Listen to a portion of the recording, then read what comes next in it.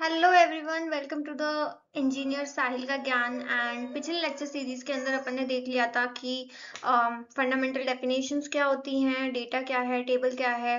ठीक है, देन अपन ने जो है रियल वर्ल्ड एप्लीकेशंस देख रही थी एंड मैंने आपको हिस्ट्री भी बता दी थी कि डीबीएमएस एक्चुअल में जरूरत क्यों पड़ी।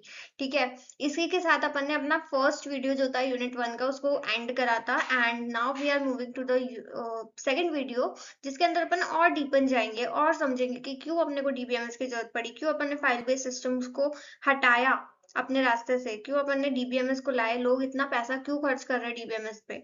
ठीक है, so moving toward the file system. So file system जो होते हैं वो अपने डेटा को स्टोर करते थे सेपरेट फाइल्स के अंदर। What does it mean? इसका मतलब क्या है? इसका मतलब ये है कि लेट सपोज कॉलेज है। ठीक है, कॉलेज में डेटा स्टोर हो रहा है। कॉलेज में अलग अलग डिपार्टमेंट्स, अकाउंट डिपार्टमेंट भी है, एडमिशन डिपार्टमेंट भी है, क्लासरूम्स में भी डेटा स्टोर हो रहा है, अकाउंट्स में भी। तो क्या होगा, अलग अलग फाइल्स बनेंगी, accounts.txt, admission.txt, classroom.txt, something like that. I am just giving the examples. Okay, दूसरा क्या है? No centralised control.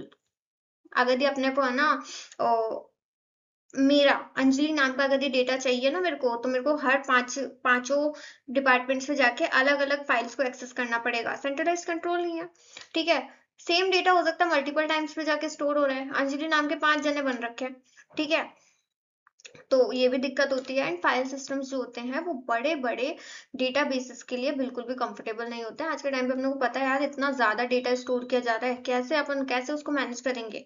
ठीक है, लिमिटेशंस क्या थी इसकी? तो लिमिटेशंस यही थी, पहला था high data redundancy. High data redundancy का मतलब कि आपका डेटा जो है वो 5 फाइल्स के अंदर सेम डेटा स्टोर हो रहा है। इतना मेमोरी स्पेस है क्या अपने पास? नहीं है इतना मेमोरी स्पेस। ठीक है, दूसरी चीज क्या हो रही है? Data inconsistency. डेटा इनकंसिस्टेंसी का मतलब है, इसका एक सिंपल एग्जांपल से समझते हैं कि मेरा डेटा 5 फाइल्स के अंदर स्टोर हो रखा था। मैंने एक जगह पे तो अपडेट कर दिया, सेकंड जगह पे मैं अपडेट करना भूल गई। उसका सिंपल सा रीजन है, मैं इंसान हूँ। ठीक है, भूल सकती हूँ, लेकिन अगर ही मैंने महीने भर बाद चेक करा तो मेरे को याद रहेगी? वो चीजें नहीं याद रहेगी। मेरे को क्या पता कि कौन सा डेटा जो था वो सही था। ठीक है, तो डेटा की इनकंसिस्टेंसी भी आ रही है इसके अंदर। ठीक है, दूसरा है सिक्योरिटी। भाई अगर ये मुझे जाके अगर ये चेक करना है ना डेटा, मैं सिंपली क्या करूंगी, मैं अकाउंट्स डिपार्टमेंट में जाऊंगी, अंजलि नाम का डेटा की एक्सेस फाइल खोलूंगी एंड पूरा डेटा देख लूंगी। सिक्योरिटी कहाँ है आज के टाइम पे? पैसों से ज्यादा महंगा तो डेटा है, बट उसकी सिक्योरिटी नहीं थी फाइल सिस्टम्स के अंदर। ठीक है, एक्सेल शीट थी, वर्ड रिकॉर्ड्स थे। एंड अगर ये आज भी अपन छोटा डेटा अगर की स्टोर करना चाहते हैं तो file system is the best. But data ही बहुत ज्यादा है, उसको एक्सेस करना बहुत ज्यादा है प्रॉपर। और दूसरी चीज ये भी थी ना यार, कि तुमको लेट सपोज अगर की है ना डेटा, लेट सपोज बैंक का डेटा है। ठीक है, तुम एक अपना एड्रेस अपडेट करवाने गए। ठीक है, तो आपने बैंक में अपडेट करवा लिया, तो अब क्या वो अलग अलग जगह पे एटीएम में अलग जाके स्टोर होगा, कोई और ब्रांच है तो उधर जाके अलग से अपडेट किया जाएगा? नहीं, वो डेटाबेस में डायरेक्टली अपडेट किया जाएगा ना यार। ठीक है, दैट ने बैकअप, नो प्रॉपर बैकअप। क्यों? भाई सिस्टम क्रैश हो गया, कॉलेज का सिस्टम क्रैश हो गया, अब क्या करोगे? क्या दोबारा से है ना सारे बच्चों का डेटा स्टोर करवाओगे? Isn't it hectic? ठीक है, तो इस केस में क्या होता है, डेटा बैकअप ही नहीं है, कुछ रिकवरी नहीं कर सकते हैं अपन। ठीक है, and access, difficult to access data. अगर ही मुझे मेरा रिकॉर्ड चाहिए ना, मुझे 5 फाइलों में जाके चेक करना पड़ेगा। मैं एक साथ नहीं बता सकती कि ये सही है और ये गलत है। ठीक है, बहुत हैक्टिक होता है। ठीक है, नाउ इसीलिए आया डीबीएमएस पिक्चर में। ठीक है, पिक्चर यानी कि मार्केट में डीबीएमएस की पहुंच ही इसलिए बढ़ी क्योंकि मैंने कल ही आपको है ना इसके रियल लाइफ एप्लीकेशंस बताए थे। बैंकिंग में सब जगह पे हर सेक्टर्स के अंदर डेटाबेस स्टोर किया जा रहा है। ठीक है, आज के टाइम पे अगर अपन एक लॉगिंग पेज भी बनाते हैं ना, तो उसके अंदर पहले अपन डेटाबेस कनेक्ट करते हैं। क्यों? क्योंकि अपने को ऑथेंटिकेशन चाहिए। ठीक है, अपने को डेटा कहीं ना कहीं पे स्टोर करना है, कहीं ना कहीं से डेटा रिट्रीव करना है। ठीक है, नेक्स्ट अपन बात कर लेते हैं इसमें बेसिक डिफरेंस की। एंड या it is very important, exam में आता है, फाइल सिस्टम और डीबीएमएस के ऊपर डिफरेंशिएशन आता है एग्जाम में। ठीक है, सबसे पहले बात कर लेते हैं, data is stored in the separate files. File system के अंदर क्या हो रहा है कि डेटा जो है वो सेपरेट फाइल्स के अंदर स्टोर किया जा रहा है, जबकि डीबीएमएस के अंदर डेटा जो है वो सेंट्रलाइज डेटाबेस है। मतलब कि डेटा जो है बिल्कुल एक जगह पे, अगर मेरा डेटा है ना तो मेरा एडमिशन डिपार्टमेंट, मेरा लाइब्रेरी, मेरा अकाउंट्स डिपार्टमेंट, मेरा क्लास, सब कुछ एक कॉलम बनाऊंगी और साथ में लिख दूंगी। ठीक है, सबसे पहला मेमोरी बचा, दूसरा टाइम बचा, तीसरा स्पेस बचा, कंफ्यूजन नहीं है, मैं एक साथ अपडेट कर सकती हूँ चीजें, कोई डेटा रिडंडेंसी नहीं है, मुझे मेमोरी ज्यादा अपडेट नहीं करनी पाती, तो सेंट्रलाइज डेटाबेस होता है। हाई डेटा रिडंडेंसी वही चीज है, डेटा तुमको कुछ 5 जगह पे लिखना पड़ रहा है, यहाँ पे तुमको लिखना ही नहीं पड़ रहा है, तुम एक जगह पे लिखोगे इन सब जगह चेंजेस हो जाएंगे। ठीक है, डेटा की इनकंसिस्टेंसी हो सकती है कि तुम 5 फाइल्स के अंदर है, एक फाइल के अंदर तो अपडेट कर दिया, दूसरे फाइल में अपडेट करना भूल गए, चीजें चेंज हो सकती हैं। ठीक है, जबकि यहाँ पे कंसिस्टेंसी मेंटेन रहती है, क्यों? क्योंकि अपन एक जगह पे अपडेट करेंगे, 5 जगह पे अपने आप अपडेट हो रहा है, जरूरत ही नहीं है। नो प्रॉपर सिक्योरिटी, यहाँ पे जो है कोई भी फाइल को एक्सेस कर पा रहा है, यहाँ पे अपने को सिक्योरिटी मैकेनिज्म्स लगाते हैं, याद है ना, डेटाबेस के जब अपन कनेक्ट करते हैं तो उसमें कीज ऐड करते हैं। ठीक है, मतलब बहुत सिक्योरिटी काम होता है। ठीक है, बैकअप नहीं होता यहाँ पे, बैकअप अपन ले सकते हैं, रिकवरी अवेलेबल होती है। ठीक है, डिफिकल्ट टू एक्सेस डेटा, यहाँ पे एक्सेस को डेटा को एक्सेस करना डिफिकल्ट होता है, यहाँ पे अपन इजी और फास्टली डेटा को एक्सेस कर सकते हैं। ठीक है, यहाँ तक क्लियर हो गया? This is all. यहाँ पे अपना फाइल सिस्टम जो है वो एंड हो जाता है। एंड इसके बाद अपन देख लेते हैं कुछ एडवांटेजेस ऑफ द डीबीएमएस, साथ ही साथ कंप्लीट कर लेते हैं।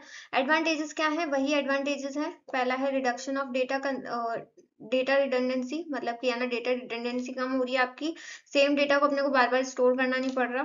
डेटा की कंसिस्टेंसी कम हो रही है, डेटा कंसिस्टेंसी मतलब कि है ना, सेम वैल्यू हर जगह चेंज हो रही है, एक डेटा के अंदर अगर चेंज कर रहे हैं। डेटा शेयरिंग में क्या हो रहा है कि बहुत सारे यूजर्स सेम डेटा को एक साथ एक ही टाइम पे यूज कर पा रहे हैं, जैसे कि जो बैंकिंग स्टाफ होता है वो कस्टमर की डिटेल्स को एक साथ एक्सेस कर सकता है।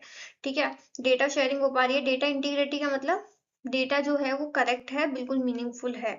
ठीक है, रूल्स अप्लाई करते हैं अपन, अगर ये डेटा में कुछ भी अपडेट करना है तो रूल्स अप्लाई हो रहे हैं, हर कोई कुछ भी नहीं कर पा रहा है।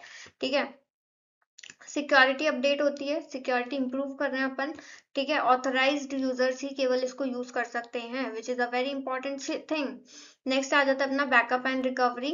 बैकअप एंड रिकवरी के अंदर क्या आ रहा है कि डेटा जो है वो अपन बाद में, अगर मान लो सिस्टम अपना क्रैश होता है, सिस्टम अपना फेल होता है, तो इस केस के अंदर अपन दोबारा से डेटा को रिकवर कर सकते हैं। ठीक है, nothing is that much hectic. ठीक है, अब देखो सिंपल सी बात है यार, अगर देखिए किसी चीज के एडवांटेजेस होते हैं तो डिसएडवांटेजेस भी कुछ ना कुछ तो होते हैं, सिंपल सी बात है। अगर अपन फाइल सिस्टम में इतनी बुराइयां निकाली, लेकिन कुछ तो खूबियां भी होंगी, नहीं होंगी? ठीक है, तो यस, वो खूबियां जो थी वही डीबीएमएस की डिसएडवांटेजेस हैं। ठीक है, तो डीबीएमएस के डिसएडवांटेजेस, सबसे पहला हाई कॉस्ट, हार्डवेयर का बहुत ज्यादा कॉस्ट पड़ता है, सर्वर्स अपने को इंस्टॉल करने पड़ते हैं, बहुत ज्यादा कॉस्ट बैठता है। ठीक है, डीबीएमएस सॉफ्टवेयर के अंदर बहुत कॉस्ट बैठता है अपना, एंड हार्डवेयर जो अपन इंस्टॉल्स कर रहे हैं उनके लिए बहुत ज्यादा। दूसरा होता है अपना expensive and difficult data conversion process, अगर ये डेटा को कन्वर्ट करना है अपने को तो वो बहुत ज्यादा डिफिकल्ट हो जाता है। ठीक है, अब जैसे एक्सेल शीट तो अपन डायरेक्टली चला सकते हैं, लेकिन डीबीएमएस अपन डायरेक्टली यूज नहीं कर सकते, उसके लिए अपने को ट्रेनिंग देनी पड़ती है यूजर्स को, स्टाफ को, तो कॉस्टली भी है। ठीक है, स्किल्ड एक टेक्निकल स्टाफ चाहिए अपने को, जो पूरा का पूरा डीबीएमएस पे काम कर सके, डेटाबेस को मैनेज कर सके, तो यहाँ पे भी कॉस्टली आ जाता है। डेटा लॉस का भी रिस्क होता है अगर ये डेटाबेस मैनेजमेंट डैमेज हो जाता है। अब इसको तुम ये भी बोल सकते हो यार, फाइल सिस्टम में भी सेम चीज होती थी, बट हाँ, डीबीएमएस में भी ये चीज होती है, अगर ये डेटाबेस आपका मैनेज डैमेज हो जाता है, फिर हो सकता है हैक कर लिया जाए किसी के तो वहां पे फिर वो डेटा लॉस हो सकता है। एंड जो जनरल पर्पस में अगर ये अपन डीबीएमएस को यूज कर रखते हैं तो वो परफॉर्मेंस को रिड्यूस करता है, क्योंकि इसमें चीजें बहुत ज्यादा कॉम्प्लिकेटेड भी होती हैं, कुछ काफी हद तक कॉम्प्लिकेटेड भी होती है as compared to the file systems. तो अपने को बहुत सारी चीजें देख के करनी होती है, बहुत सारी चीजें दिमाग में रखनी होती है, एंड बहुत सारे रूल्स है तो उनको भी याद करना है अपने को। तो अल्टीमेटली अगर इसका एक क्रक्स में निकालूं तो वही होता है कि डीबीएमएस कॉस्टली भी होता है, यहाँ पे अपने को डीबीएमएस का भी कॉस्ट देना पड़ रहा है, हार्डवेयर में भी सॉफ्टवेयर में भी। डेटा कन्वर्जन का कॉस्ट जा रहा है, अगर अपन किसी स्टाफ को सिखा रहे हैं उसका कॉस्ट जा रहा है, टेक्निकल स्टाफ की जरूरत पड़ रही है।